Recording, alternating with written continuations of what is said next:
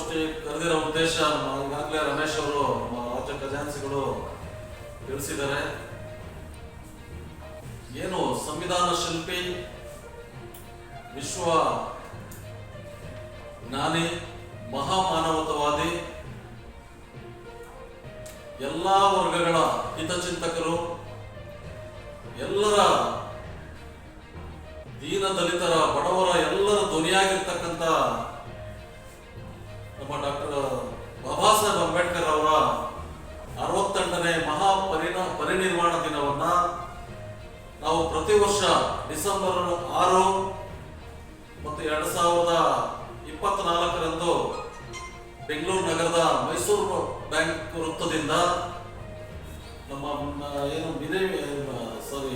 Vidhana Soudha ಮುಂಭಾಗದಲ್ಲಿರ್ತಕ್ಕಂಥ doctor Baba Saheb Ambedkar ಅವರ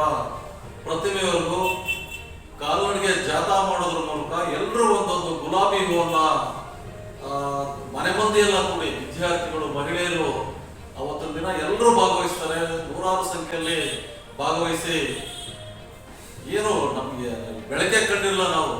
ನಮ್ಮ ಸಮಾಜದವರಾಗ್ಲಿ ಅಥವಾ ಎಲ್ಲ ವರ್ಗಗಳಿಗೂ ಬಾಬಾ ಸಾಹೇಬ್ ಅಂಬೇಡ್ಕರ್ ಅವರು ಒಂದು ಧ್ವನಿಯನ್ನ ಕೊಟ್ಟಿರ್ತಕ್ಕಂಥ